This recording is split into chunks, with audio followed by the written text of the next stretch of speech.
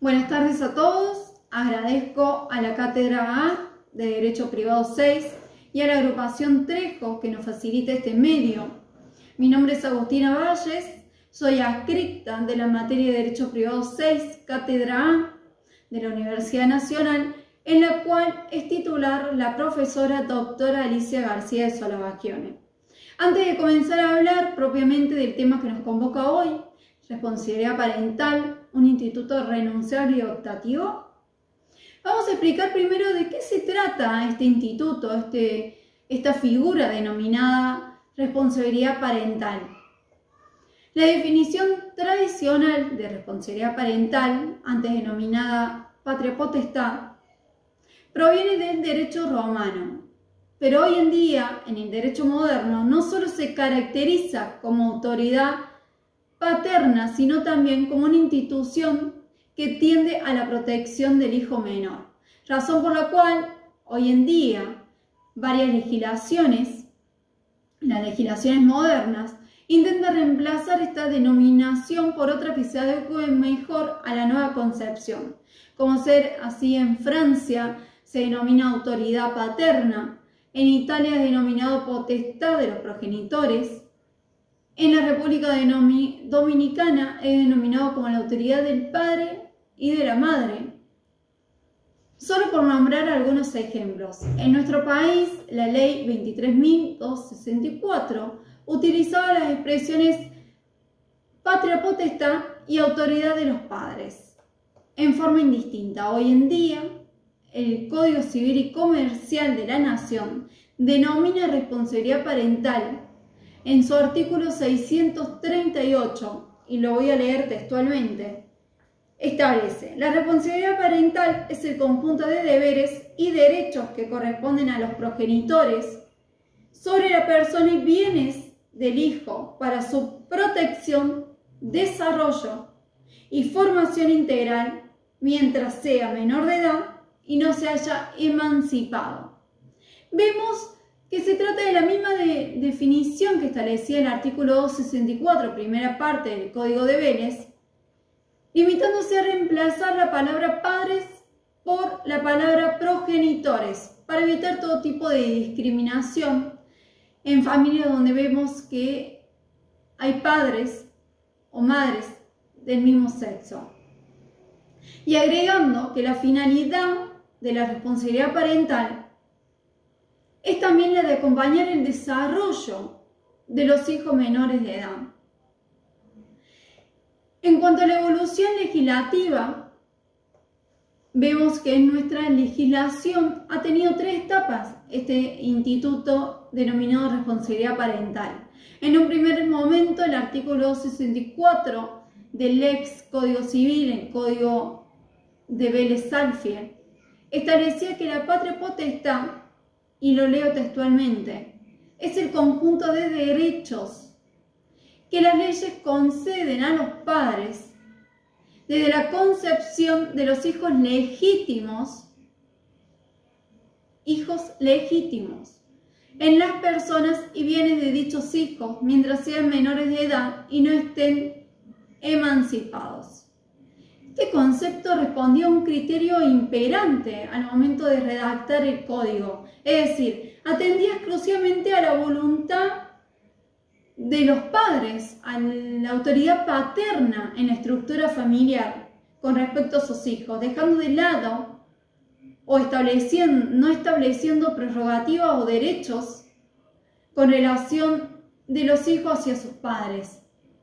porque solo contemplaba la obediencia como una función filial dentro de la familia. Y además establecía solo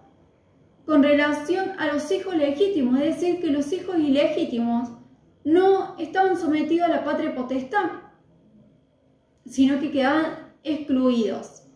Posteriormente, en una segunda etapa con la sanción de la ley 10.903 en el año 1919,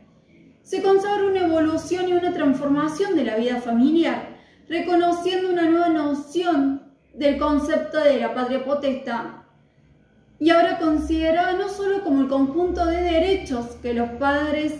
tenían con respecto a sus hijos, sino también un conjunto de derechos y obligaciones que corresponden a los padres sobre las personas y bienes de sus hijos, y eliminando la palabra legítimos, procurando incluir también a los hijos naturales dentro de la patria potestad. Y por último, en una tercera etapa, se presenta con la sanción de la Ley 23.264 en el año 1985, que transforma nuevamente el sentido y el espíritu del sistema de esta instituto denominado responsabilidad parental, poniendo ya el énfasis en el interés del hijo. Es decir, se miraba desde una perspectiva en cuanto que todo conflicto o situación fáctica que surgiera debía ser analizado desde el interés del hijo, dejando ya un poco de lado lo que eran el poder que detentaban los padres con respecto a la persona y bienes de los hijos. Además, vemos que se incorporan tratados internacionales en el plano normativo constitucional, y en especial citamos a la Convención de los Derechos del Niño, como también así la recepción de nuevas leyes que tenían incidencia en el orden público familiar, como ser la Ley 26.061, que es la Ley de los Derechos de los Niños, Niñas y Adolescentes, la Ley 26.579, que habla de la mayoría de edad, la Ley 26.618, que habla del matrimonio igualitario, entre otras leyes que impactaron con vigor en el vínculo padre-hijo. Así como mencionábamos, la tradicional denominación patria potestad es reemplazada hoy en día por responsabilidad parental. Y el término tenencia, como se hablaba antes, que era propio de los derechos reales, haciendo alusión a una cosa, se sustituye hoy en día por la denominación cuidado personal o custodia, entre otros cambios que buscan enfáticamente reemplazar el contenido de cada institución a través de una liviana lingüística. Cito a la doctora Graciela Medina, que opina que el motivo del cambio del nombre radica en que sus redactores consideran que el lenguaje tiene un fuerte valor pedagógico y simbólico, y a diferencia de lo que sucede con el concepto de patria potestad, que nos remite a la idea del poder de la potestad romana y pone el acento en la dependencia absoluta del niño dentro de una estructura familiar organizada jerárquicamente. Este concepto de responsabilidad parental es inherente al de deber, que cumplido adecuadamente subraya al compromiso paterno de orientar al hijo hacia la autonomía, lo cual coincido también con la doctora Graciela Medina. En cuanto al tratamiento que ha tenido este Instituto de la Responsabilidad Parental en el Código Civil y Comercial de la Nación, que se encuentra previsto en el libro segundo, Relaciones de Familia, título 7, desde los artículos 638 al 704, y consta de 9 capítulos. Este Instituto de la Responsabilidad Parental comienza con la vida, con la concepción de la persona, y se extingue con la mayoría de edad y en ciertos casos con la emancipación del menor. Tal como lo mencionamos anteriormente, el artículo 638 del Código Civil y Comercial define la responsabilidad parental no solo como un conjunto de derechos que las leyes concedían a los padres, sino también como un conjunto de deberes y derechos que corresponden a los progenitores sobre la persona y los bienes de sus hijos menores de edad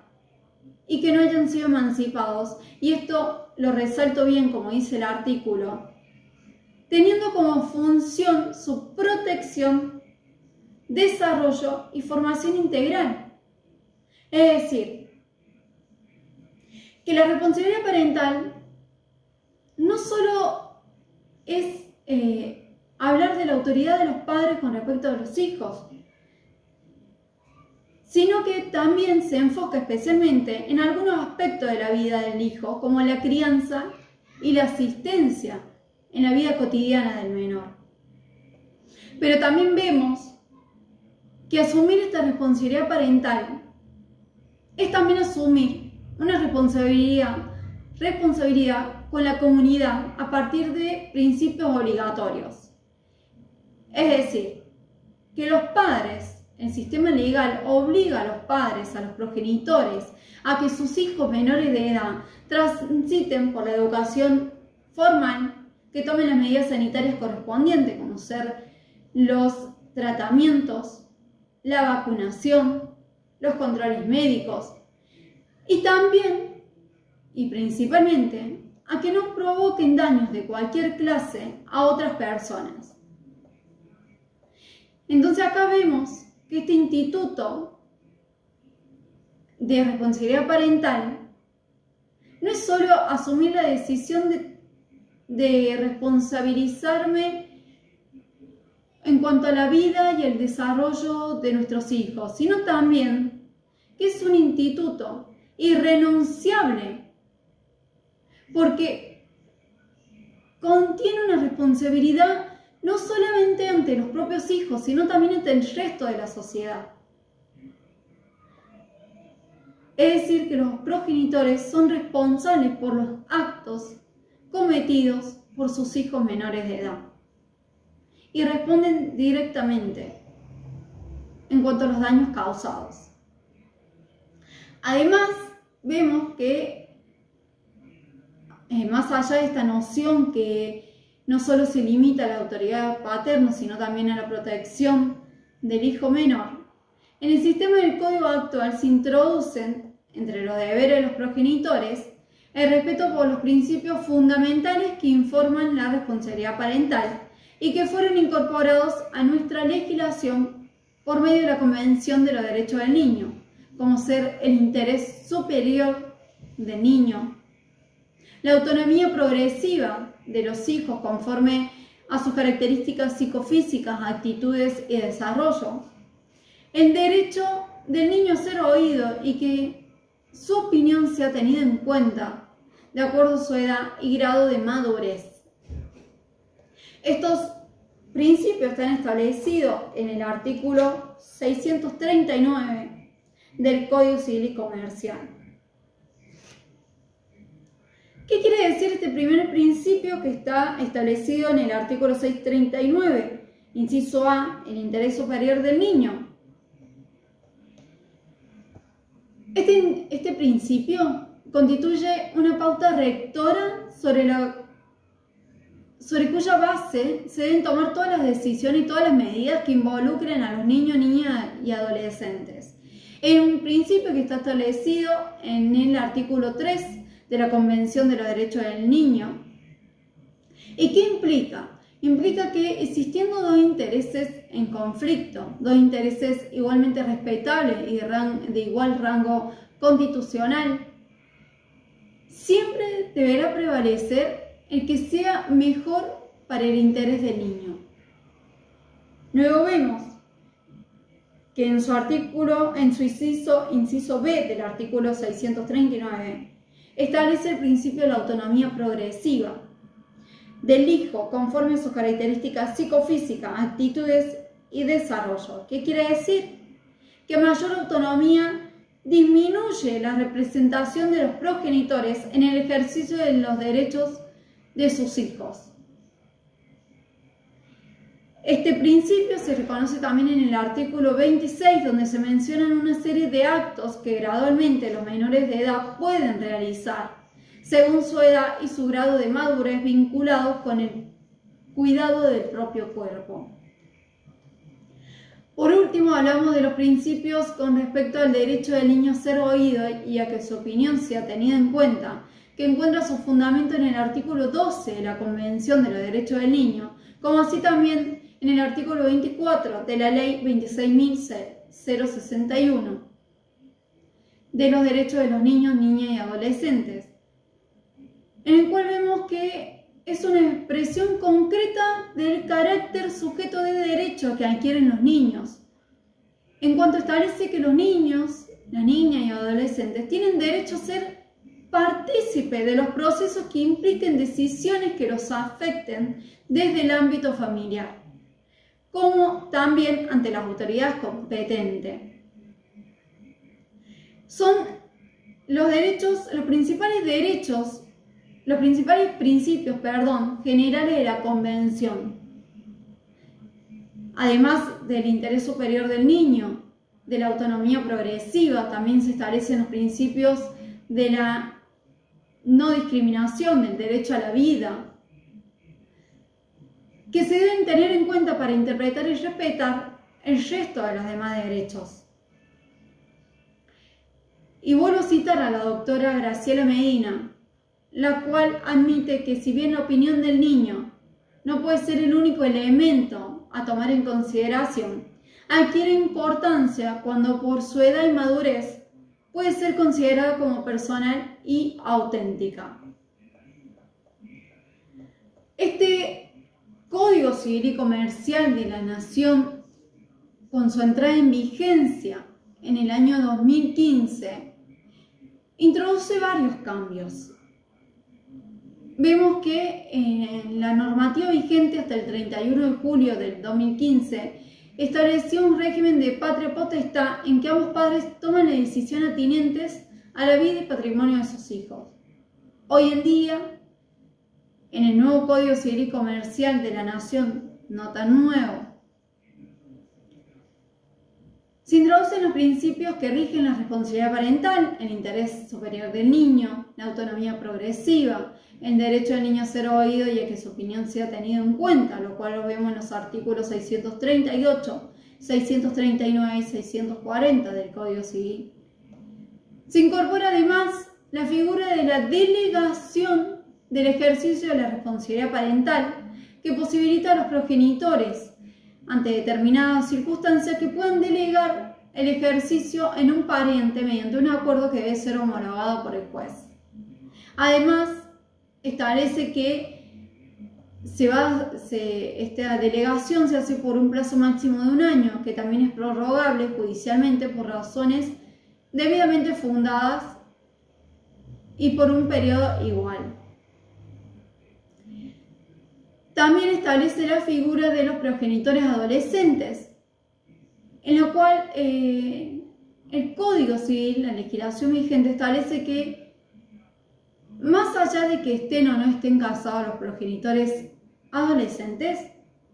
son ellos los que deben ejercer la responsabilidad parental. Y con esto se elimina la tutela de los abuelos, lo que se denominaba tutela de los abuelos en el Código de Vélez. Las personas que ejercen la responsabilidad parental de un progenitor adolescente que tengan un hijo bajo su cuidado pueden oponerse a la realización de determinados actos que resulten perjudiciales para los hijos, para los niños, pero no recae la responsabilidad parental propiamente sobre los progenitores de los padres adolescentes. Además, establece, se enumeran los deberes de los progenitores, entre los que cabe mencionar el deber de convivir con sus hijos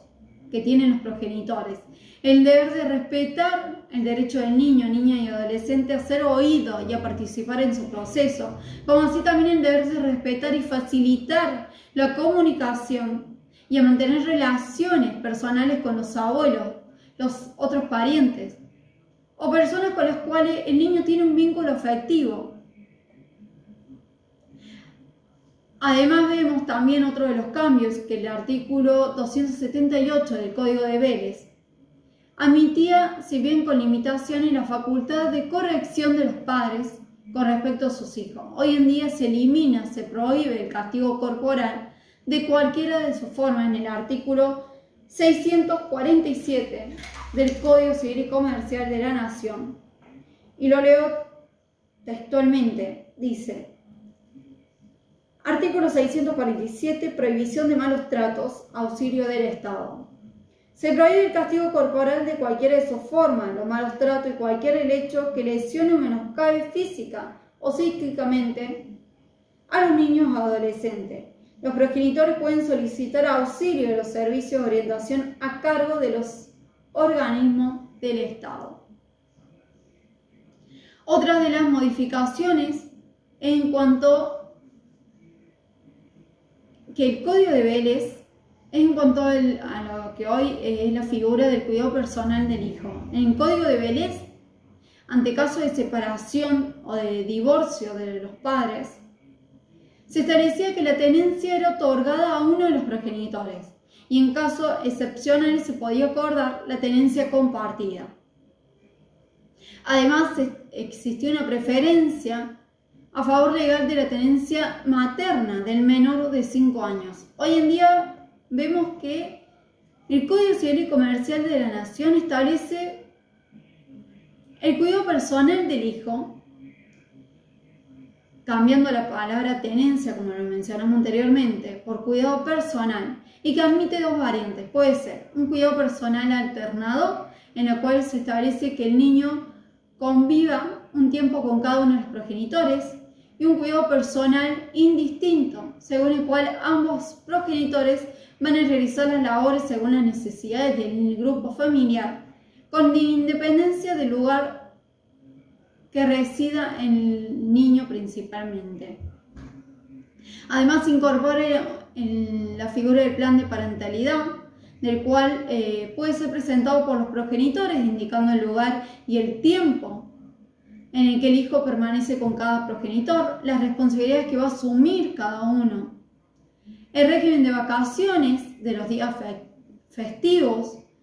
el régimen de relación y comunicación que va a tener el niño o el menor de edad con respecto al otro progenitor no conviviente, entre otras cuestiones que regula el plan de parentalidad. Y también establece que ante la inexistencia del plan de parentalidad homologado, el juez va a fijar el régimen de cuidado de los hijos, priorizando la modalidad indistinta, la modalidad compartida indistinta, excepto que por razones fundadas establezca que en beneficio del niño es mejor el cuidado unipersonal o alternado. Otra de las modificaciones en cuanto a la guarda. En el Código de Vélez vemos que la guarda disponía que el adoptante debía tener al menos bajo su guarda durante un lapso no menos de 6 meses ni mayor a 1 año al menor de edad, el que iba a ser fijado por el juez, y la cual la guarda debería ser otorgada por el juez o el tribunal del domicilio del menor, prohibiéndose la guarda de menores mediante escritura pública o acto administrativo. Hoy en día también, en cuanto a la figura de la guarda, se prohíbe expresamente la entrega directa de guarda de niños, niñas y adolescentes mediante escritura o acto administrativo, así como la entrega directa en guarda otorgada por cualquiera de los progenitores u otros familiares del niño, y lo encontramos establecido en el artículo 611 del Código Civil y Comercial de la Nación. Otro de las innovaciones del Código Civil y Comercial en cuanto a este instituto de la responsabilidad parental, vemos que hoy en día las tareas del cuidado personal que realiza el progenitor que ha asumido el cuidado personal del hijo tienen un valor económico y constituyen un aporte a su manutención, y lo encontramos establecido en el artículo 660 del Código Civil y Comercial de la Nación, lo cual voy a leer textualmente. Tareas del cuidado personal. Las tareas cotidianas que realiza el progenitor que ha asumido el cuidado personal del hijo tienen un valor económico y constituyen un aporte a su manutención.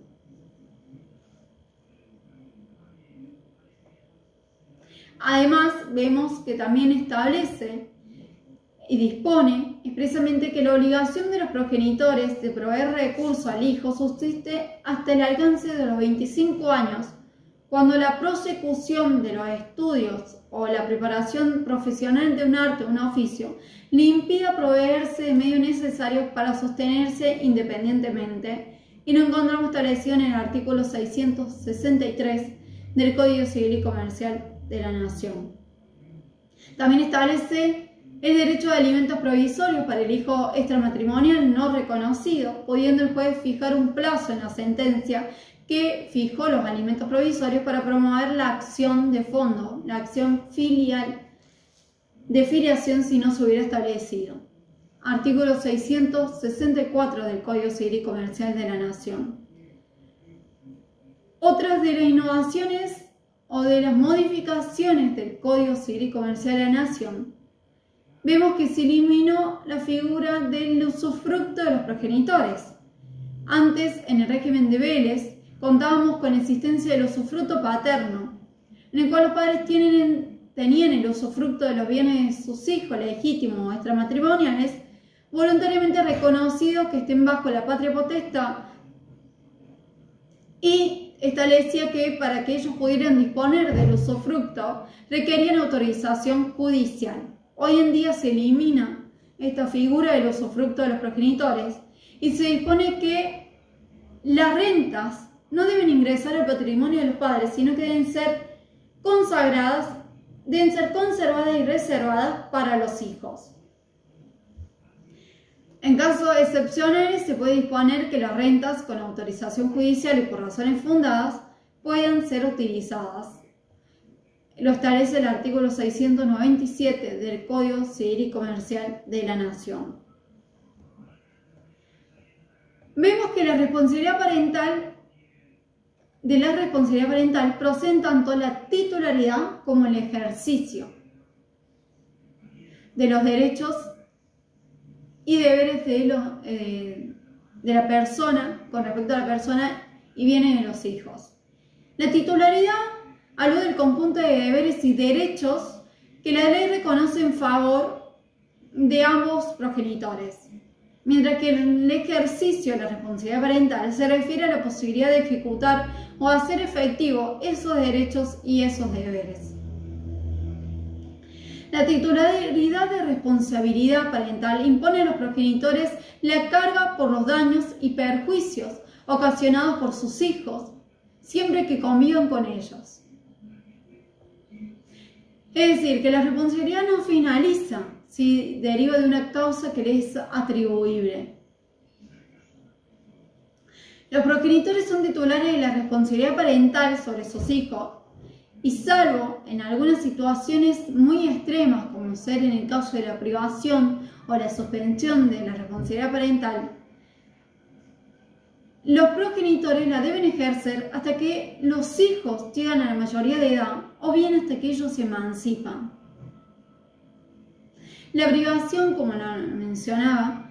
de la titularidad de la responsabilidad parental es una situación extremadamente inusual y se produce ante casos graves.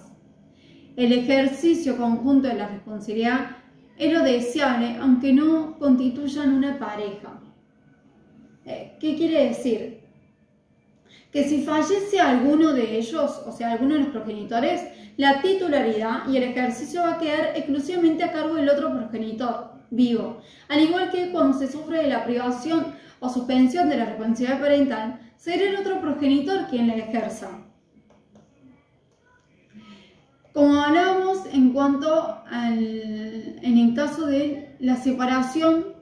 o el divorcio, en el Código Civil de Vélez Sarsfield,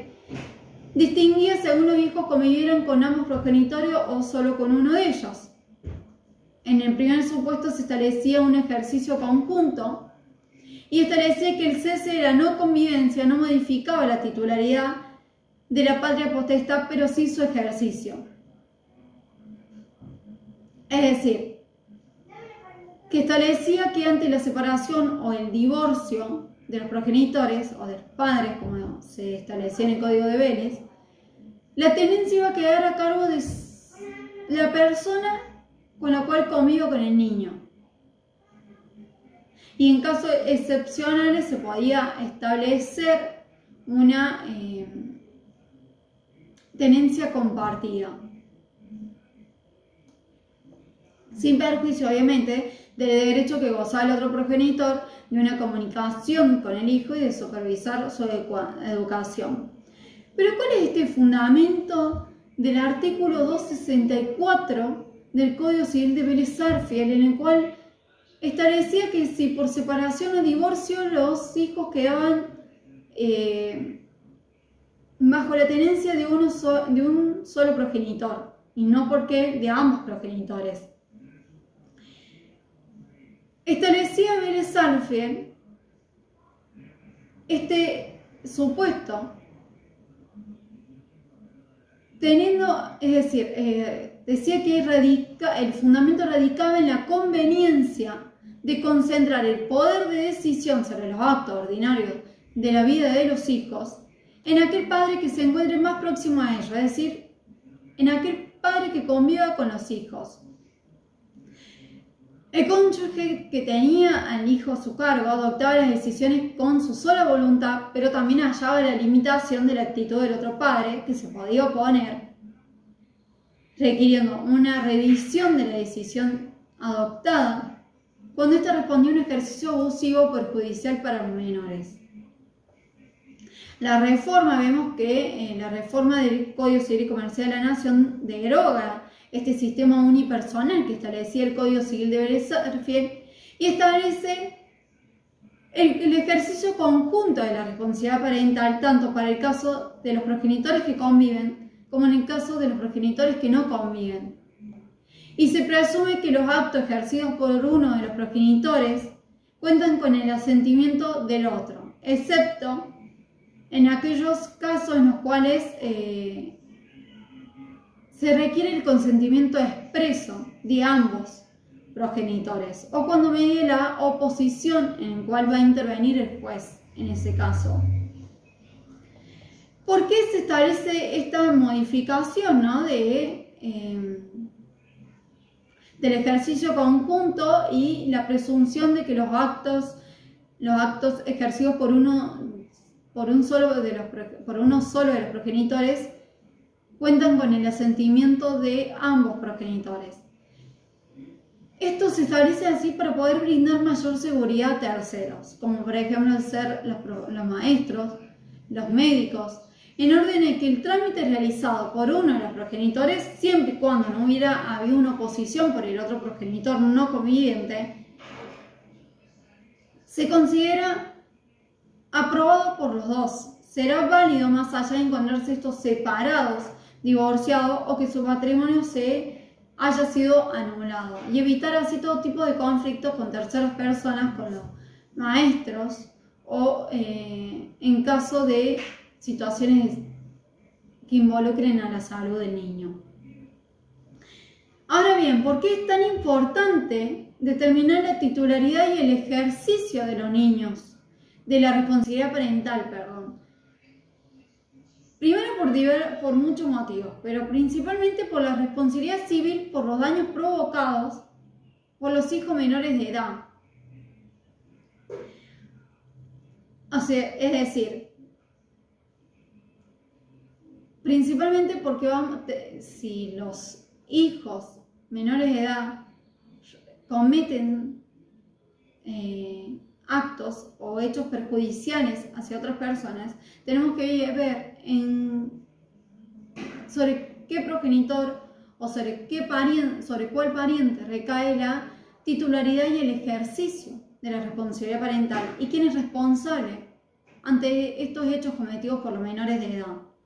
Otro motivo importante en determinar la titularidad y el ejercicio de la responsabilidad parental es la representación que deben ejercer los progenitores para que su hijo menor de edad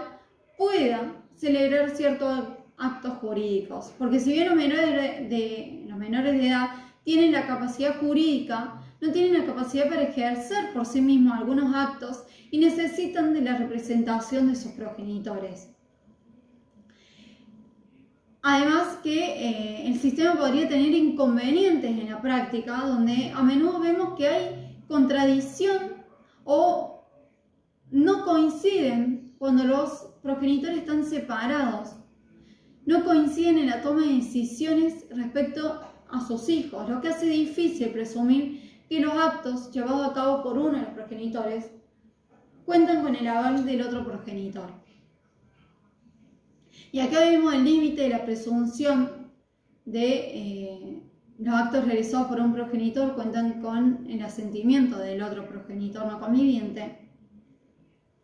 Y el límite se encuentra en aquellos actos donde se debe prestar un consentimiento expreso por parte de ambos progenitores, como por ejemplo, no se puede asumir la autorización para que el hijo menor de edad viaje al exterior. Se requiere el consentimiento expreso y por escrito de ambos progenitores. Como opina la doctora Alicia García de Solabagione, y la cito a la doctora, en la cual ella dice que será probablemente fuente de conflicto esta situación de los padres progenitores separados que no coincidan en la toma de decisiones, que el legislador deberá reformar en el futuro atendiendo al interés del niño y de lo conceptualizado como centro de vida. Ahora bien, vamos a hablar qué pasa o cuál de la situación de los hijos cuyos padres padezcan incapacidad, privación de la patria potestad o suspensión en su ejercicio. Vemos que en caso de muerte, ausencia con presunción de fallecimiento, privación o suspensión de la responsabilidad parental de uno de los progenitores, su ejercicio va a corresponder al otro, juntamente con su cónyuge o conviviente, y esto lo establece en el artículo 641 del Código Civil y Comercial de la Nación, en su inciso C, que dice: el ejercicio de la responsabilidad parental corresponde, en caso de cese de la convivencia, en caso de muerte, ausencia con presunción de fallecimiento, privación de la responsabilidad parental o suspensión del ejercicio de un progenitor, le va a corresponder al otro progenitor, juntamente con su cónyuge o conviviente.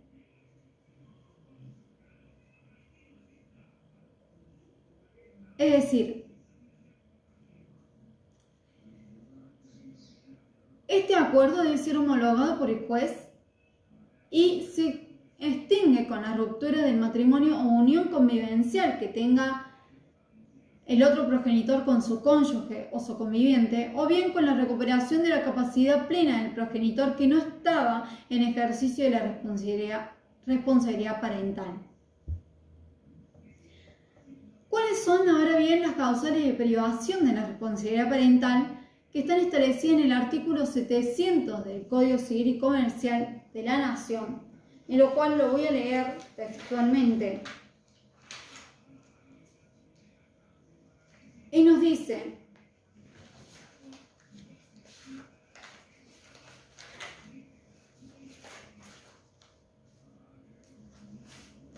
extinción de la titularidad,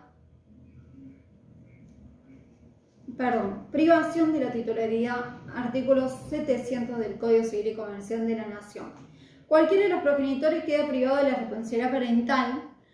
por ser condenado autor, coautor, instigador o cómplice de un delito doloso contra la persona o los bienes de los hijos de que se trata. Por abandono del hijo, en su inciso B dice, también se lo va a privar por abandono del hijo, dejándolo en un total estado de desprotección, aun cuando quede bajo el cuidado del otro progenitor o la guarda de un tercero. En su inciso C establece que también es privado por poner en peligro la seguridad, la salud física o psíquica del menor. Y por último, por haberse declarado el estado de adoptabilidad del hijo. En estos primeros tres incisos, en el caso de ser condenado como autor, coautor, instigador o cómplice de un delito doloso en contra de la persona o los bienes de los hijos, por abandono del hijo o por poner en peligro la seguridad, la salud física o psíquica del hijo, va a tener efecto la privación desde el momento en que se dicta la sentencia que declara tal privación. y en el caso de haberse declarado el estado de adoptabilidad del hijo desde el momento en que se declaró ese estado de adoptabilidad. Ahora vemos bien también en cuanto a la suspensión del ejercicio. En el artículo 702 del Código Civil y Comercial de la Nación, el cual establece, y también lo leo textualmente, el ejercicio de la responsabilidad parental queda suspendido mientras dure la declaración de ausencia con presunción de fallecimiento, el plazo de la condena a reclusión y prisión por más de 3 años, la declaración por sentencia firme de la limitación de la capacidad por razones graves de salud mental que impiden al progenitor dicho ejercicio, y por la convivencia del hijo con un tercero separado de sus progenitores, por razones graves de conformidad con lo establecido en las leyes especiales. Es decir, que la consecuencia inmediata de la privación de la responsabilidad parental a cualquiera de los progenitores y la suspensión de su ejercicio va a corresponder exclusivamente al otro progenitor. Más allá que luego, posteriormente, se puede restablecer la responsabilidad parental y con ese restablecimiento también sea posible la restitución a su ejercicio. En el caso de los hijos extramatrimoniales con un solo vínculo, vemos que el ejercicio va a corresponder al único progenitor, ya sea que lo hubiera reconocido o no voluntariamente. Y en el caso de que tenga doble vínculo filial, pero uno fue establecido por sentencia judicial, en principio va a ejercer la responsabilidad parental a aquel de los padres que lo ha reconocido voluntariamente, salvo que ambos progenitores acuerden una modalidad indistinta en miras del interés superior del niño, del menor, un acuerdo que debe ser homologado por el juez, o bien el mismo juez establecer que el ejercicio sea conjunto cuando lo considere beneficioso para el niño. Como vemos, este instituto no es, y ahora sí vamos a entrar en el tema que nos convoca hoy, la responsabilidad parental. La responsabilidad parental es un instituto, renunciable y optativo, y lo vemos desde 3 puntos. Desde lo que es la privación o la suspensión de la responsabilidad parental, de la figura de la delegación del ejercicio de la responsabilidad parental, en la figura de los progenitores adolescentes y también, desde 4 puntos, desde la filiación. Vemos que cuando hablamos de la privación o suspensión del ejercicio de la responsabilidad parental, cuando se lo priva o se lo suspende, no podemos considerar a la responsabilidad parental como un derecho renunciable, porque no es un instituto, este instituto no es un derecho renunciable, sino que es un conglomerado de derechos y deberes de los progenitores y que corresponde a los progenitores hasta que los menores se encuentren en condiciones naturales y jurídicas de valerse por sí mismos. La responsabilidad parental es un derecho que solo puede ser privado por el juez si éste estima que se dan los casos para ello, o bien porque lo ha solicitado el otro progenitor, o porque el juez ha actuado de oficio ante algunas circunstancias que han sido apreciadas por el juez para determinar la privación o la suspensión de la responsabilidad parental. Si bien la privación de la responsabilidad parental se da únicamente, como lo mencionamos anteriormente, en casos excepcionales y en casos graves, no son ajenos tampoco a los supuestos en los que los tribunales acceden a esta medida en aras de proteger y salvaguardar los intereses de los propios menores. ¿Y por qué decimos también que no es un derecho renunciable, porque no se puede renunciar a las leyes, y tal como lo establece el artículo 13 del Código Civil y Comercial de la Nación, en el cual establece la prohibición de renunciar a las leyes y nos dice que los efectos de la ley pueden ser renunciados en el caso particular, excepto que el ordenamiento jurídico lo prohíba también. Y además también es un derecho irrenunciable, con base en la jurisprudencia normativa legal, que niega la posibilidad de renunciar a la misma, concluyendo que se trata de un derecho irrenunciable. Por lo tanto, ahora bien, nos preguntamos, ¿puede un progenitor solicitar la privación o la suspensión de la responsabilidad parental que ejerce sobre sus hijos? No, no puede, porque no es un derecho renunciable, ni siquiera optativo. Únicamente puede el otro progenitor o el Ministerio Fiscal instar la privación de la potestad parental de un progenitor por incumplimiento grave y reiterado, o bien solicitar el otro progenitor el ejercicio exclusivo de la responsabilidad parental. Pero no se puede renunciar a la responsabilidad parental, que solo se extingue, como lo establece el artículo 699 del Código Civil y Comercial de la Nación, que solo se extingue la responsabilidad parental por muerte del progenitor o del hijo, por la profesión del progenitor en un instituto monástico, por alcanzar el hijo la mayoría de edad, por la emancipación y por la adopción del hijo por un tercero, sin perjuicio de la posibilidad de que se le restituya en caso de revocación y nulidad de la adopción. La extinción no se produce cuando se adopta el hijo del cónyuge o del conviviente, porque ya ahí estamos hablando de una adopción de integración.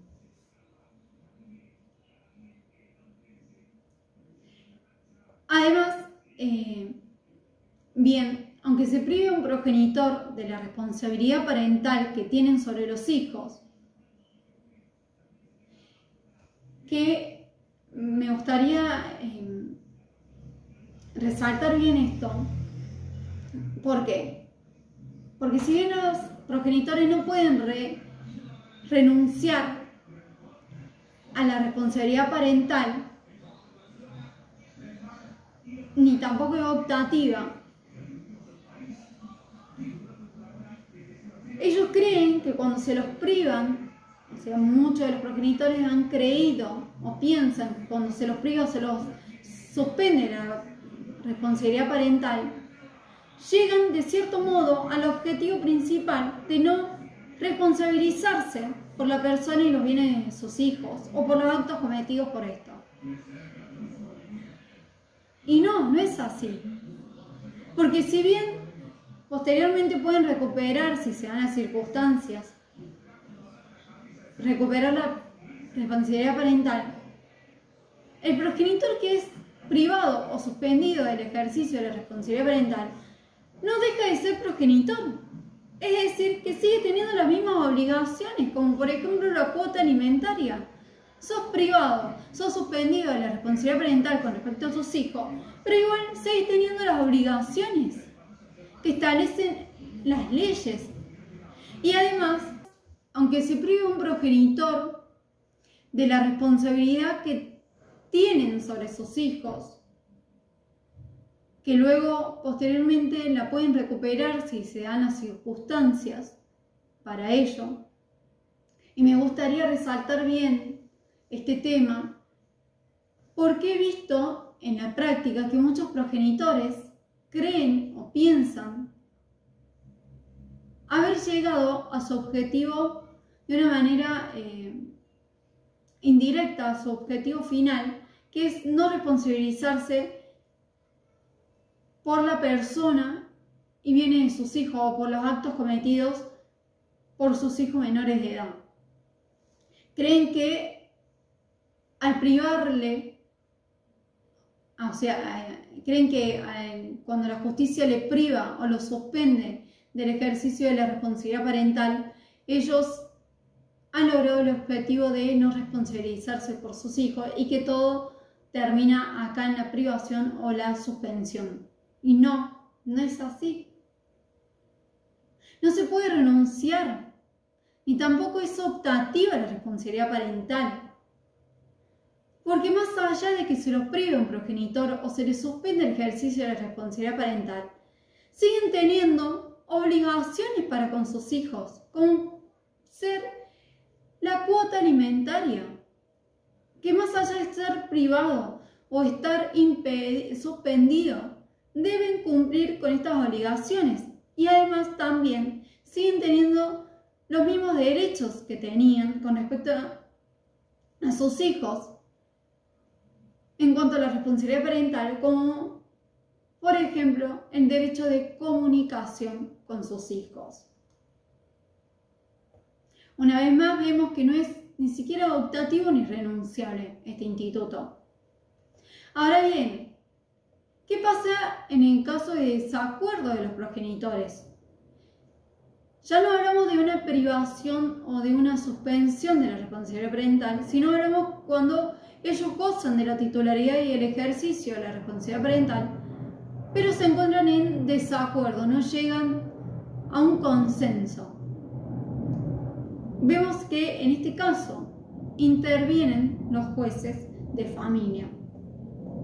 Y voy a leer textualmente el artículo 642 del Código Civil y Comercial de la Nación, que establece: desacuerdo. En caso de desacuerdo entre los progenitores, cualquiera de ellos puede acudir al juez competente, quien debe resolver por el procedimiento más breve previsto por las leyes locales, previa audiencia de los progenitores con intervención del Ministerio Público. Si los desacuerdos son reiterados o concurre cualquier otra causa que entorpece gravemente el ejercicio de la responsabilidad parental, el juez puede atribuirlo total o parcialmente a uno de los progenitores o distribuir entre ellos sus funciones por un plazo que no puede exceder de 2 años. Y establece este artículo que el juez también puede ordenar medidas de intervención interdisciplinaria y someter las discrepancias a mediación. Esta oposición a la que se refiere el texto legal alude a la facultad que tiene el padre o la madre, que tienen los progenitores, en forma judicial o extrajudicial, de evitar que el otro progenitor realice determinado acto, o si ya lo hubiera realizado, que se concrete si es perjudicial para el menor de edad. En estos casos el juez va a ser competente para resolver dichos desacuerdos conforme al procedimiento previsto por las leyes locales. En opinión personal, y lo voy a citar a los doctores de la Cátedra de Derecho Privado 6, los doctores José Luis Báez y Mariano Frula, ellos consideran que la intervención del Poder Judicial en cuestiones que hacen a la dinámica familiar debe ser restrictiva. ¿Y por qué debe ser restrictiva? Porque se debe evitar la judicialización de cuestiones que pueden resolverse fuera del ámbito judicial. Evitar judicializar las relaciones o los vínculos de familia cuando se puede resolver fuera de la justicia. No obstante, la subjetiva emotividad a menudo disfuncional de los progenitores respecto de sus hijos impone la presencia de un tercero árbitro de sus desavenencias filiales, como es el juez especializado, el juez de familia.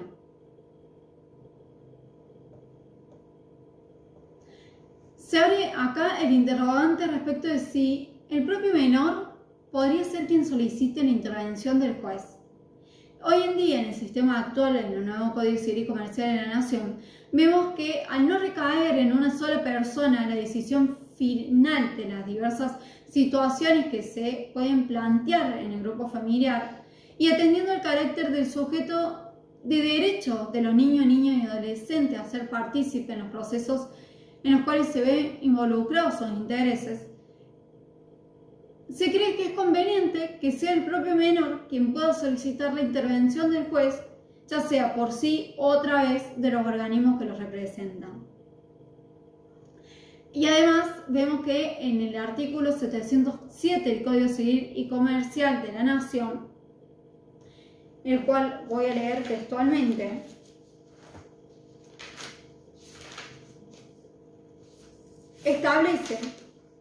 dispone, la participación en el proceso de personas con capacidad restringida y de niños, niñas y adolescentes.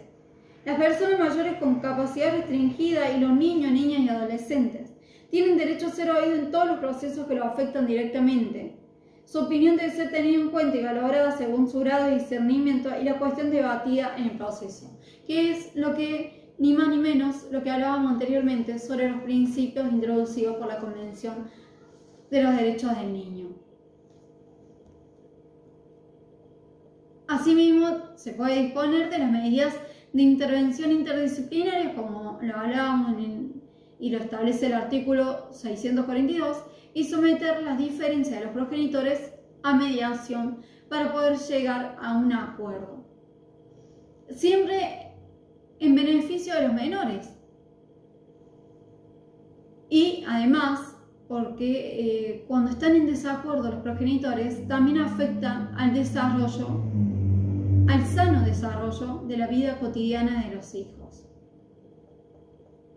Ahora bien, como hablábamos anteriormente, en cuanto a que se establece una presunción de que los actos llevados a cabo por uno de los progenitores cuentan con el aval de los otros progenitores,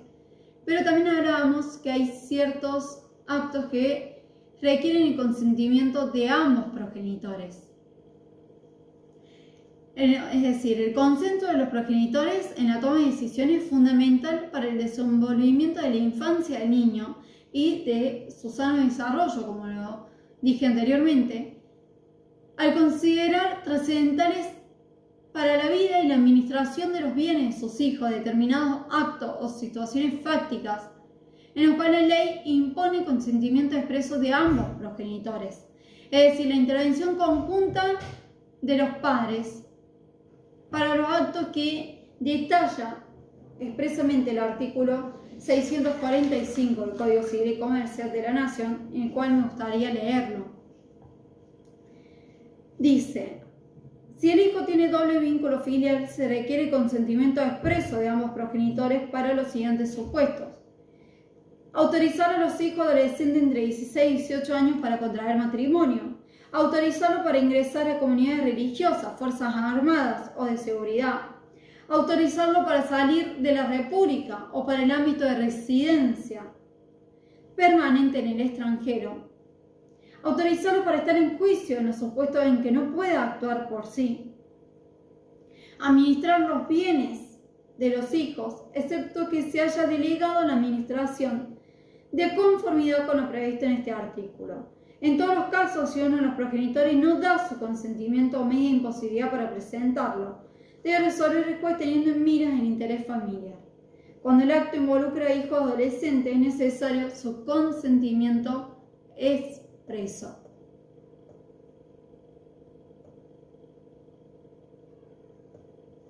Es decir, en todos los casos, si uno de los progenitores no brinda su consentimiento o se media la imposibilidad para prestarlo, como en el caso, por ejemplo, se desconoce su paradero, lo va a resolver el juez teniendo siempre en cuenta el interés superior familiar en el caso concreto. Y además involucra este artículo a los hijos adolescentes a que ellos presten su consentimiento expreso en virtud de la regla general de la capacidad y el derecho a ser oído, y que a su opinión sea tenida en cuenta según la edad y grado de madurez de los hijos.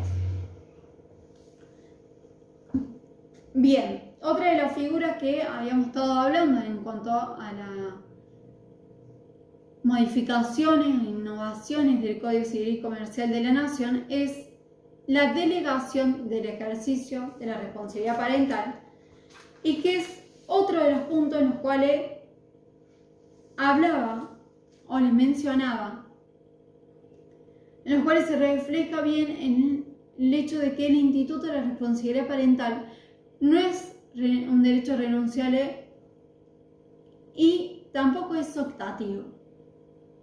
El primer punto lo vimos en la privación o suspensión del ejercicio y la titularidad de la responsabilidad parental. Segundo punto del tema que nos convocó hoy es de la delegación del ejercicio de la responsabilidad parental. Y bien, como mencionaba anteriormente, el artículo 643 del Código Civil y Comercial incorpora la figura de la delegación del ejercicio de la responsabilidad parental y establece textualmente: en el interés del hijo y por razones suficientemente justificadas, los progenitores pueden convenir que el ejercicio de la responsabilidad parental sea otorgado a un pariente sin perjuicio de lo establecido en el artículo 674, que establece, y lo leemos textualmente, la delegación en el progenitor afín. Es decir, que el progenitor a cargo del hijo puede delegar a su cónyuge o conviviente el ejercicio de la responsabilidad parental cuando no estuviera en condiciones de cumplir la función en forma plena por razones de viaje, enfermedad o incapacidad transitoria.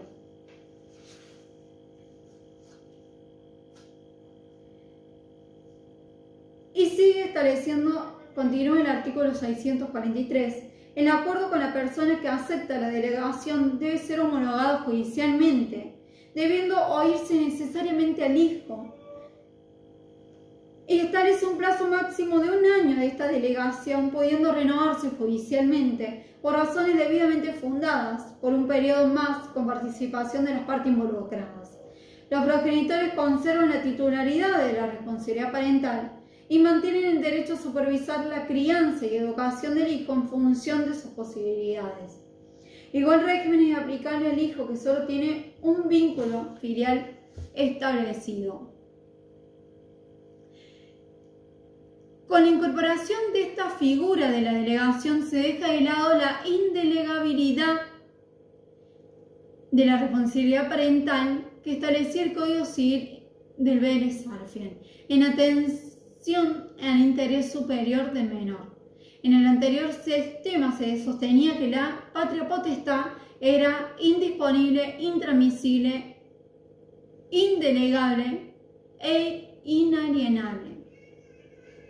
Hoy en día existe la figura de la delegación de la responsabilidad, del ejercicio de la responsabilidad parental ante determinadas circunstancias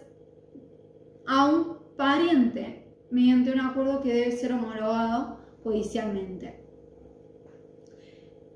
El artículo no fija un procedimiento determinado a fin de obtener la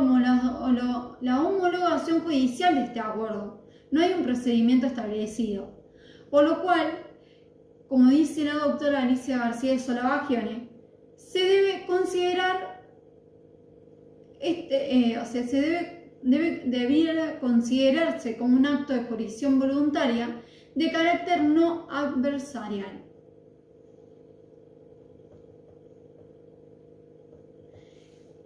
Bien, la cesión del ejercicio de la responsabilidad parental, es decir, esta delegación, no libera a los progenitores de la responsabilidad por los hechos ilícitos cometidos por sus hijos menores. No, solamente se está delegando el ejercicio de la responsabilidad parental, pero no así la titularidad, la cual la siguen conservando los progenitores y mantienen el derecho de supervisar la crianza y educación del hijo en función de sus posibilidades. Ellos siguen siendo responsables por todos los hechos ilícitos que cometan sus hijos menores de edad. parte, se permite conferir el ejercicio de la responsabilidad parental al progenitor afín, como lo mencionaba hace un momento. Es decir, que el cónyuge o conviviente que vive con quien tiene a su cargo el cuidado personal del niño o adolescente por parte del progenitor conviviente en determinadas circunstancias y en forma temporal,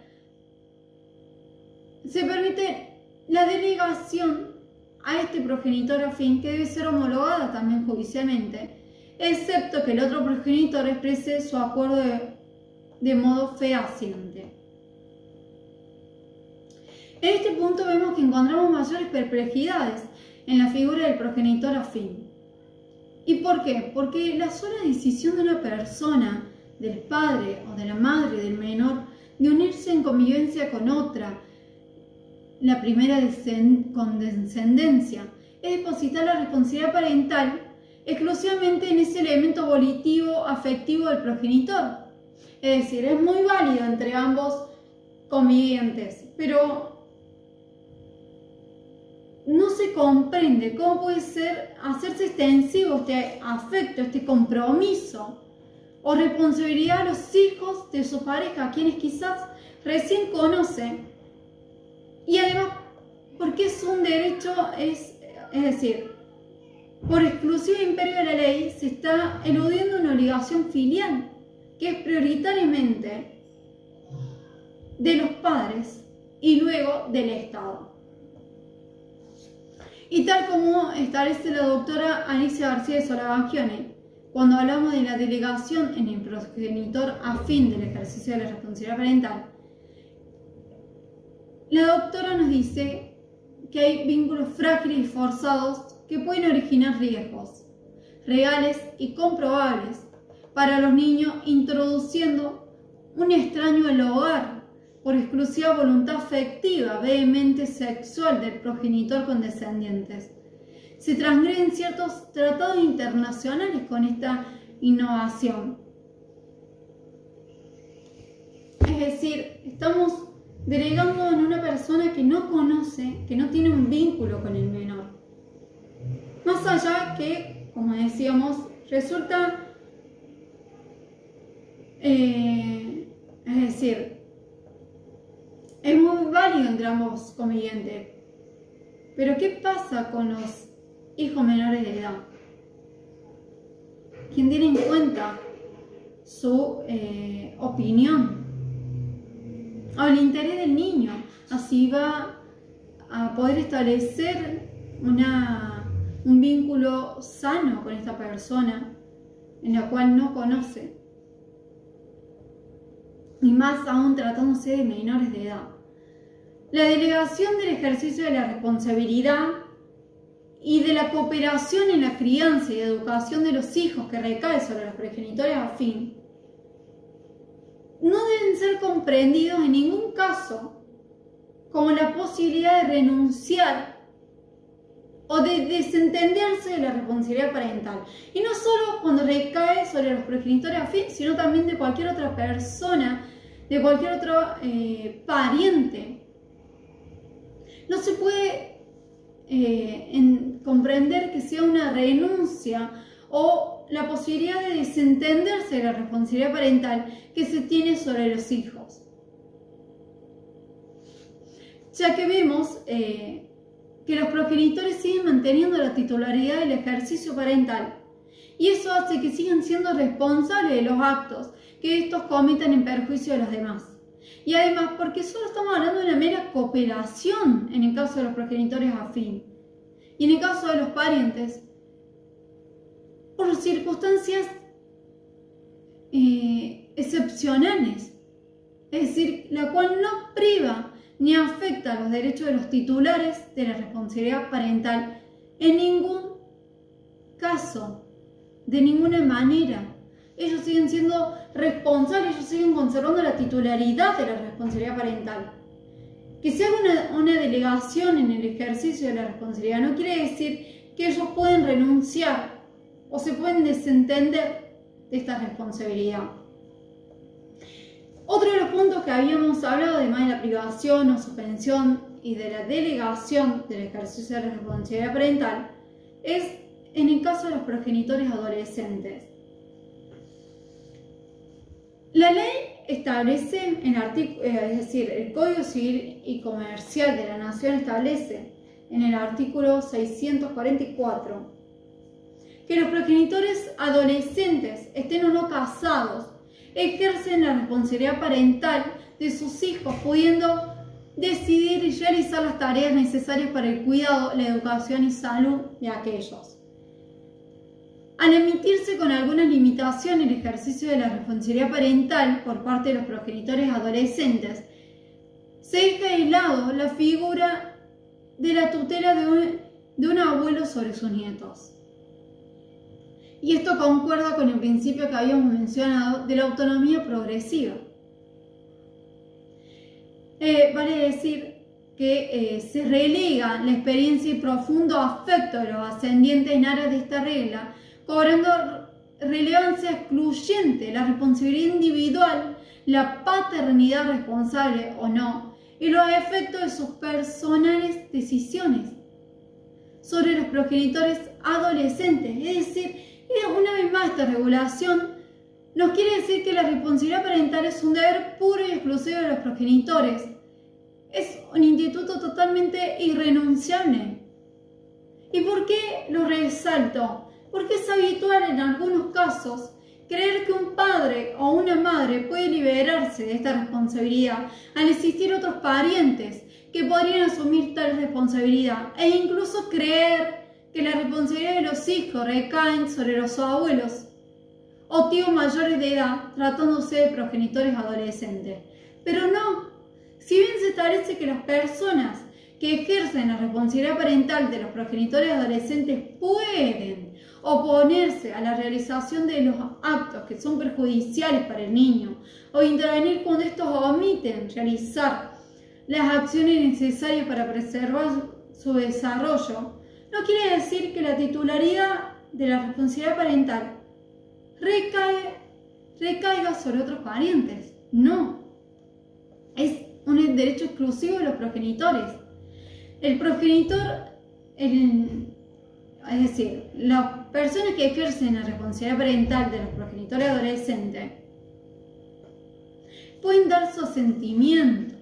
pueden colaborar en los actos que sean perjudiciales, es decir, pueden oponerse en aquellos actos que son perjudiciales para el niño.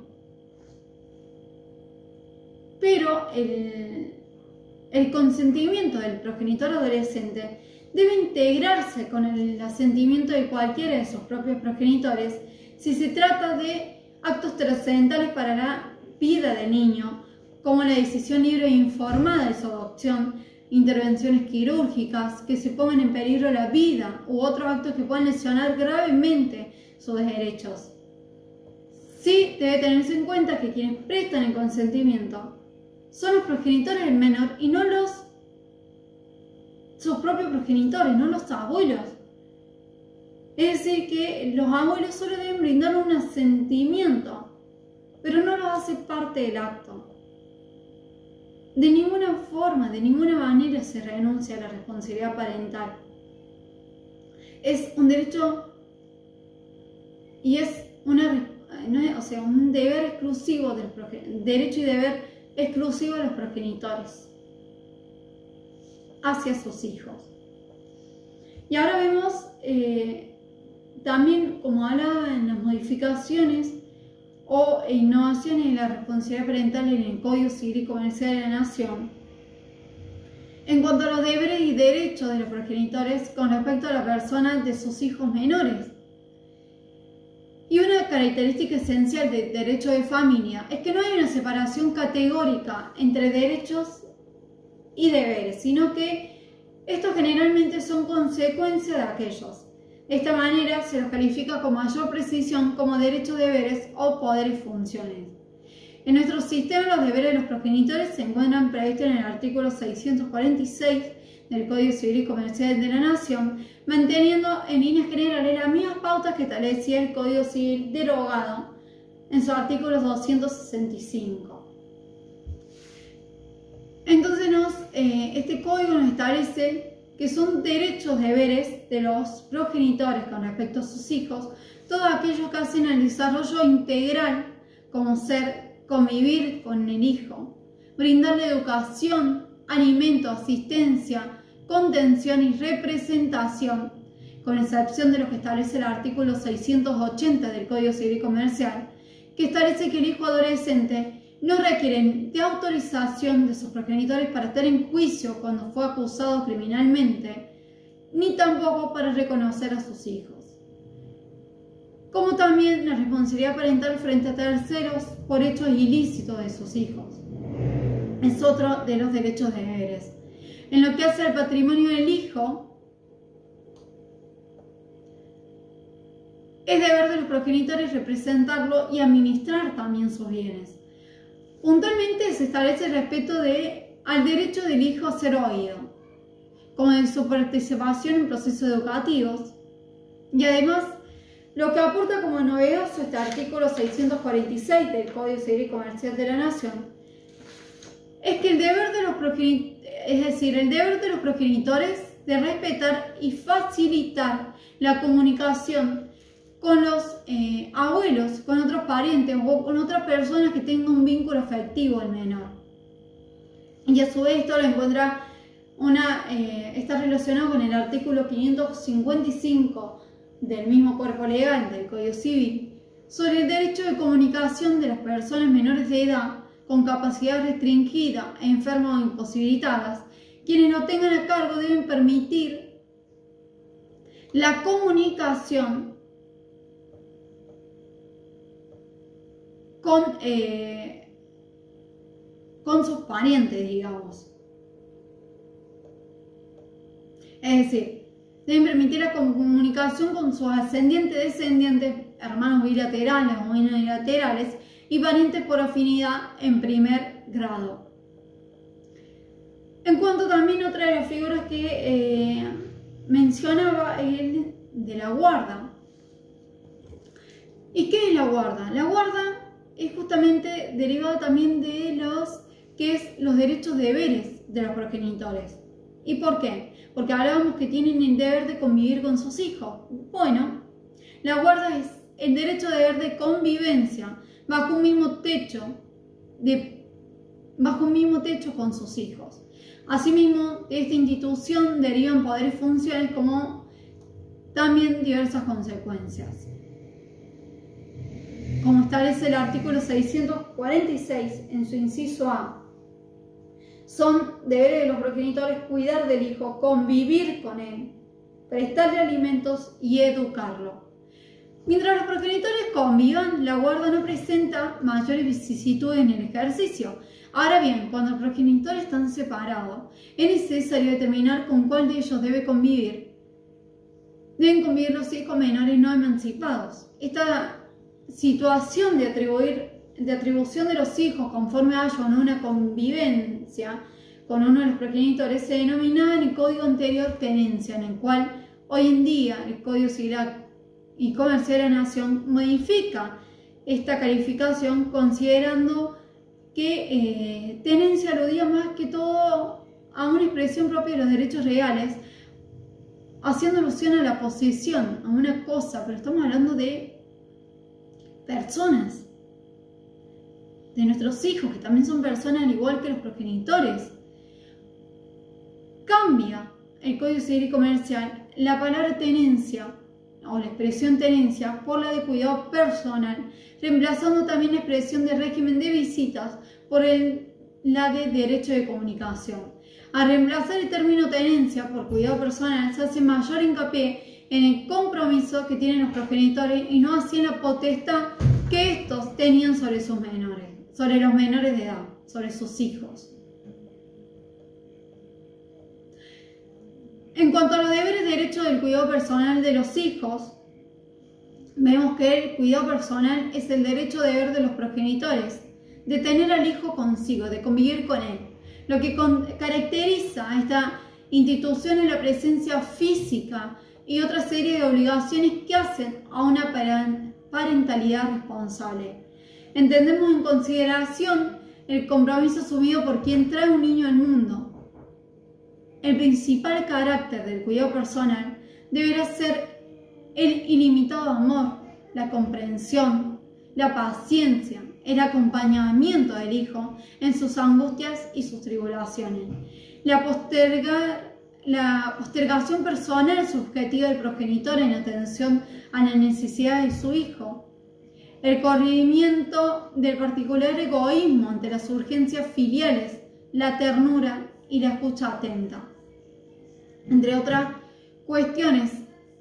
que atrae este compromiso asumido en la responsabilidad parental, en el compromiso por quien trae un niño al mundo. Razones que van más allá de lo que la norma puede taxativamente establecer, y bien como dice la doctora Alicia García de Solobagione, el corazón tiene razones que la razón no comprende. Nadie es más trascendental que el hijo, ni los progenitores incluso, ni sus desavenencias. El artículo 648 del Código Civil y Comercial de la Nación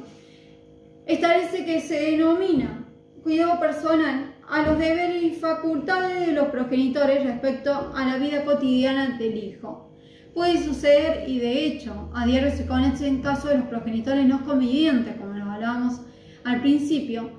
Dicho cuidado personal del hijo puede ser asumido por un progenitor o por ambos, según establece el artículo 649 del Código Civil y Comercial. Se da prevalencia al cuidado personal compartido con distintas modalidades, al contrario de lo que establecía el Código de Vélez, que establecía el cuidado unipersonal. A su vez, el cuidado personal compartido se distingue entre el cuidado personal compartido alternado o indistinto. Los cuidados personales alternados consisten en convivir de forma ordenada por periodos con cada uno de los progenitores, es decir, el menor va a convivir un tiempo con cada uno de los progenitores a partir de una agenda que ya está programada de forma previa, mientras que la modalidad del cuidado personal indistinto, el hijo reside en el hogar de uno de los progenitores, pero ambos tienen la tarea de realizar y de ejecutar los deberes y derechos de los hijos y de llevar a cabo las decisiones con respecto a sus hijos. Como regla general se va a buscar siempre que el cuidado personal compartido tenga la modalidad indistinta, pero va a depender también de la situación de ambos progenitores y del interés superior del hijo. Y sea como fuere, siempre debe velar por mantener la comunicación fluida entre el hijo y el progenitor no conviviente. Y cuando de forma excepcional el cuidado no fuera compartido sino unilateral, el otro progenitor también debe permanentemente brindar una colaboración. Y acá me gustaría citar al Míguez de Bruno, quien ha sostenido o quien ha establecido las ventajas del cuidado compartido. Él nos dice, el señor Míguez de Bruno, que el cuidado compartido iguala a los padres en el desarrollo de su vida física, psíquica, emocional, profesional, entre otras, distribuyendo equitativamente las tareas de la crianza de los hijos. Nivela situaciones de competencia en cuanto al reconocimiento del rol que cumple cada uno de los progenitores, evitando la compulsión y la apropiación del hijo por parte de uno de ellos. También posibilita la incorporación de criterios educativos compartidos necesarios para la formación del menor. Distribuye más equitativamente los gastos de sostén del hijo y también disminuye el sentimiento de abandono o pérdida del niño con resultado de la separación. La naturaleza compartida del cuidado personal guarda relación con el principio de igualdad entre ambos progenitores, suprimiéndose la preferencia materna que establecía el Código de Vélez, cuando se establecía la preferencia de los hijos menores de 5 años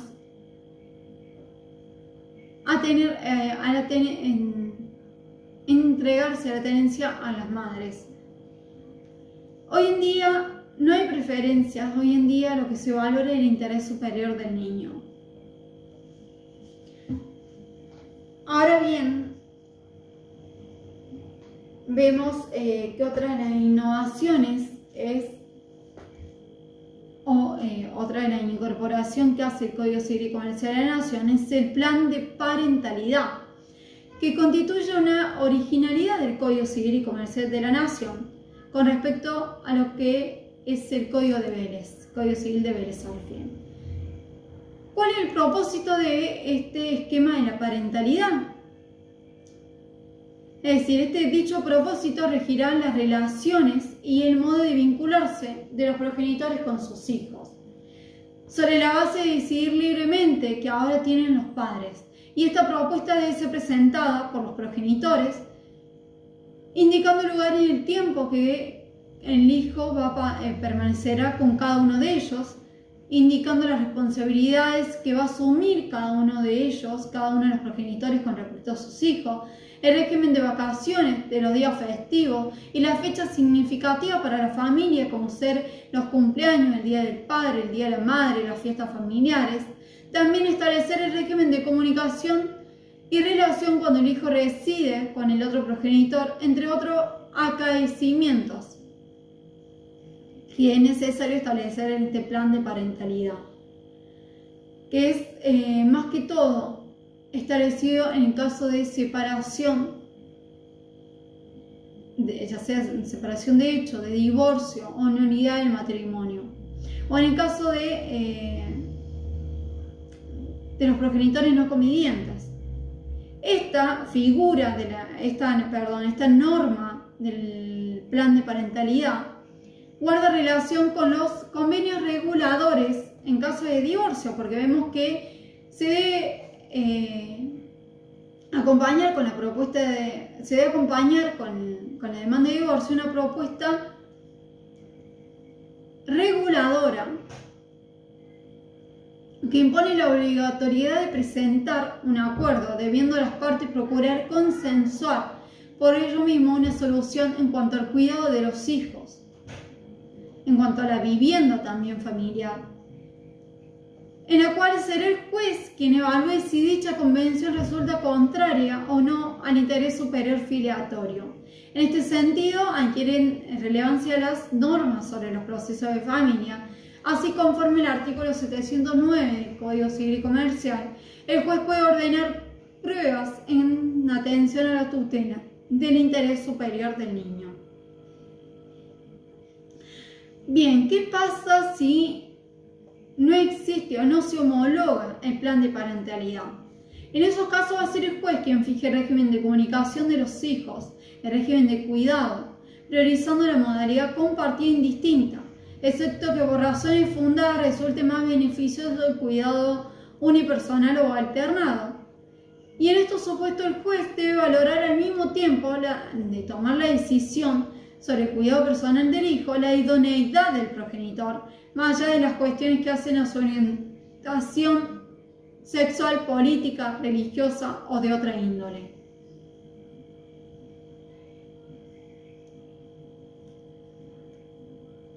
Bien,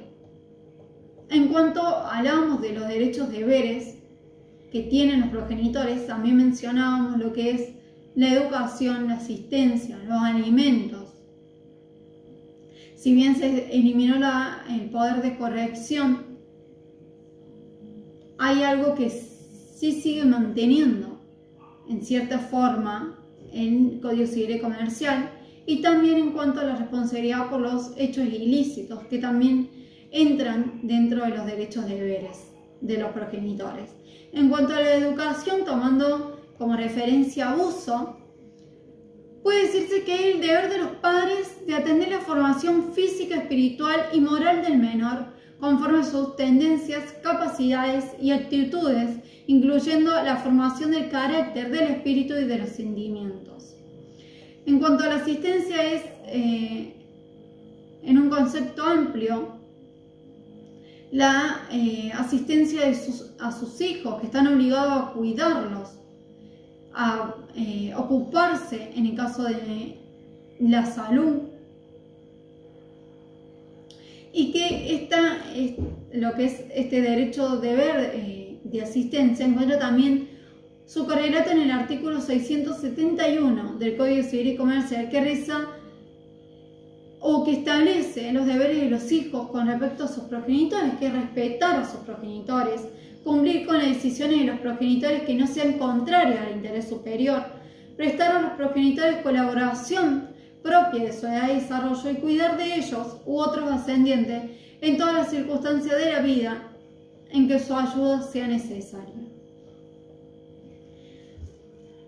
También, como otro de los derechos de deberes, el tema de los alimentos, la prestación alimentaria derivada de la responsabilidad parental, que se caracteriza por ser unilateral porque corresponde únicamente a los padres en relación a sus hijos menores de edad no emancipados, es decir, que no es recíproca. Si bien es cierto que la obligación alimentaria también puede alcanzar a los hijos con respecto a sus padres, acá nos referimos a la obligación alimentaria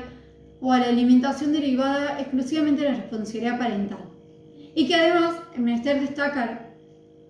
que no deriva esta obligación alimentaria de la responsabilidad parental, sino que se asiente en el vínculo de parentesco existente entre padres e hijos.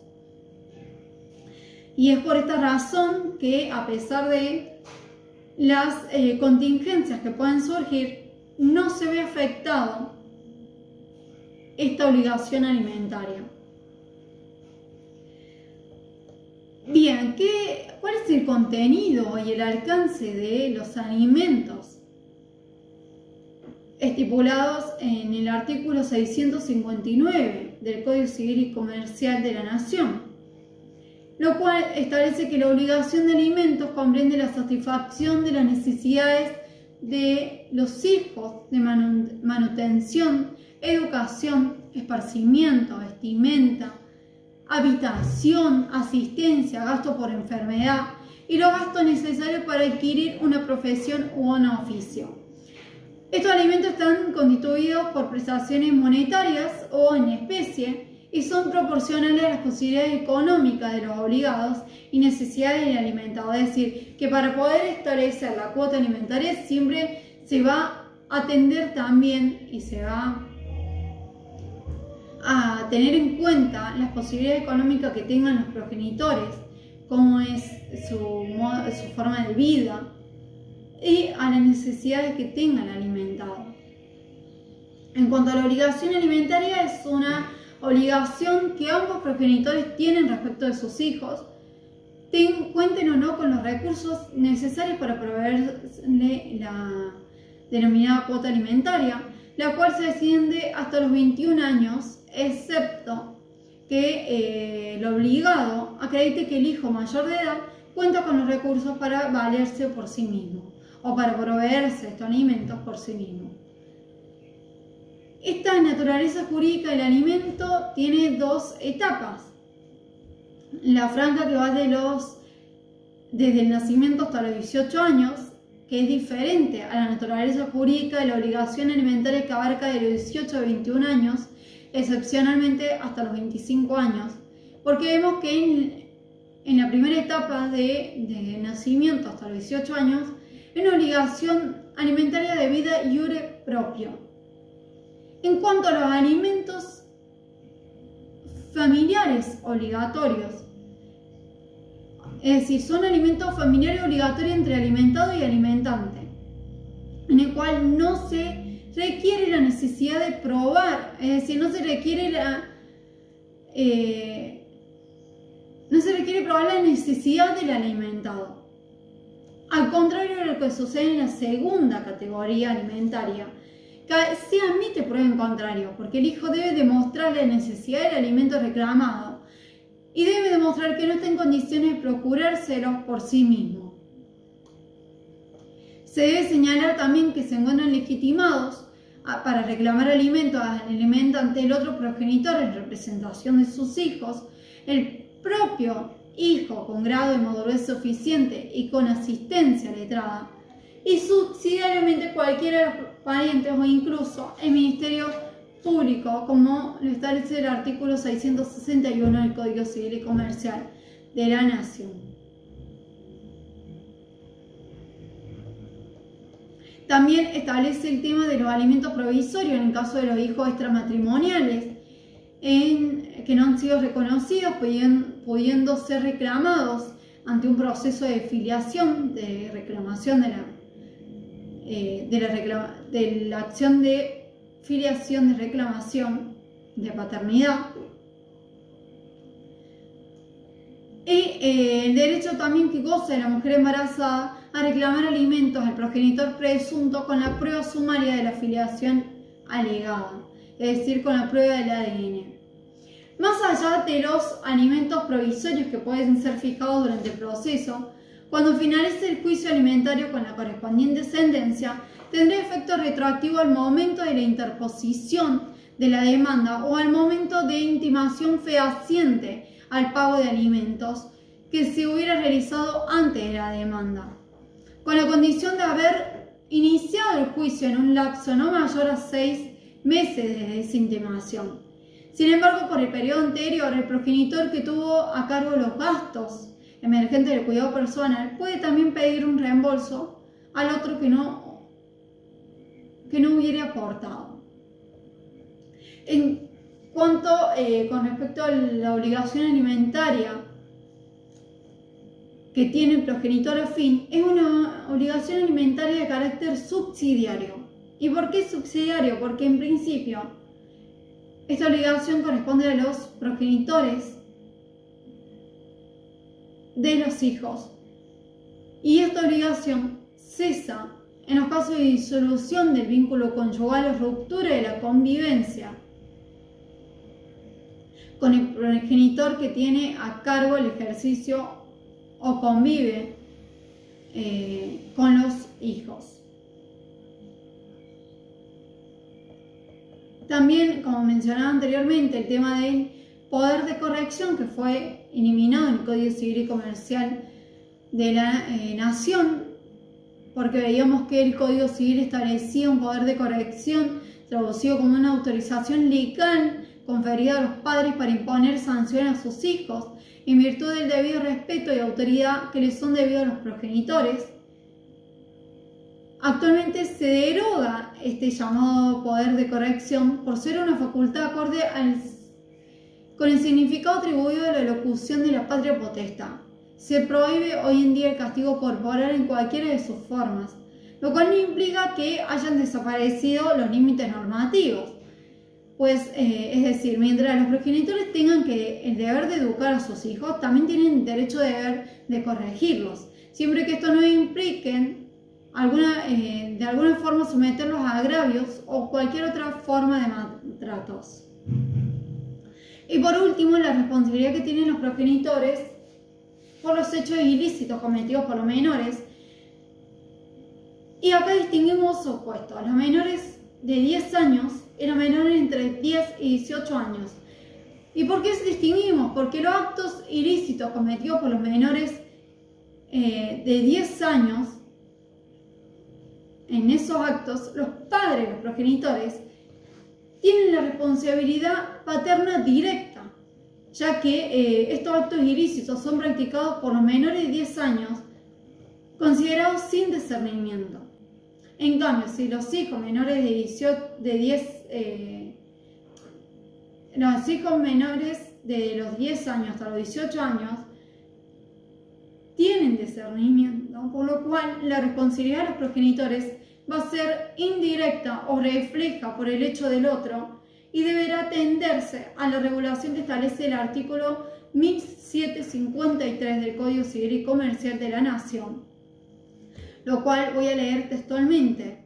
y establece que los padres son solidariamente responsables por los daños causados por los hijos que se encuentran bajo su responsabilidad parental y que habitan con ellos, sin perjuicio de la responsabilidad personal y concurrente que pueda caber a los hijos. Esta responsabilidad es objetiva y cesa si el menor de edad es puesto bajo vigilancia de otra persona, transitoria o permanentemente. Es decir, que los padres no se liberan aunque el hijo menor de edad no conviva con ellos, como lo mencioné en el tema de la delegación. del ejercicio de la responsabilidad parental. Siguen teniendo la titularidad, siguen siendo responsables, y más aún cuando esta circunstancia deriva de una causa que les es atribuible. Pero también establece el artículo 1755 del Código Civil y Comercial de la Nación que los padres no van a responder por los daños causados por sus hijos por tareas inherentes al ejercicio de su profesión o de funciones subordinadas encomendadas por terceros, y tampoco responden por el incumplimiento de obligaciones contractuales válidamente contraídas por sus hijos. Entendemos que esta disposición es condeste con el principio de autonomía progresiva, en virtud del cual los menores de edad pueden ejercer por sí mismos determinados derechos y como correlato de ellos responden por las consecuencias de dicho ejercicio acarrea. Y en síntesis, para cerrar este tema que nos convocó hoy, de la responsabilidad parental, si podía ser un instituto renunciable u optativo, lo cual vimos en los diferentes puntos, en lo que es la privación y la suspensión, en lo que es la delegación del ejercicio de la responsabilidad, en la figura de los progenitores adolescentes, y en que no... La responsabilidad parental es un instituto irrenunciable y obligatorio, del cual se deriva una serie de derechos y deberes, que recaen pura y exclusivamente sobre los progenitores. Y ahora bien, el último punto, que es en cuanto vemos que tampoco es renunciable ni optativo, es en el instituto de la filiación. No debe entenderse el abandono de los progenitores como un derecho a decidir si quieren o no ser padres. ¿Y por qué decimos que no se debe entender? Porque la responsabilidad parental comienza desde la concepción del hijo hasta su emancipación legal o hasta que cumpla la mayoría de edad. El hecho de no querer asumir ese conjunto de deberes y derechos no implica que la responsabilidad parental es optativa. Al contrario, si el padre o la madre no reconoce al niño o no tiene intención de responder por él, el otro progenitor debe iniciar una acción de reclamación de filiación. Si bien acá estamos viendo que no va a haber un vínculo afectivo porque el progenitor no se quiso hacer cargo, porque quiso renunciar de manera indirecta a la responsabilidad parental, más allá de no haber afecto, tiene la responsabilidad parental. Aunque el padre no estuviera de acuerdo con esa decisión, el hijo tiene el derecho de demandarlo a través de la reclamación de paternidad. ¿Y por qué es esto? Porque prima siempre, como lo hemos visto a lo largo de este tema, el interés superior del niño, de que tenga una filiación determinada. Y por último, para cerrar este tema, en conclusión, desde cualquier mirada, no existe ni directa ni indirectamente la posibilidad de renunciar a la responsabilidad parental, a la posibilidad de liberarse de los deberes y los derechos que trae aparejado este instituto de la responsabilidad parental de los progenitores para con sus hijos, sobre la persona y bienes de sus hijos.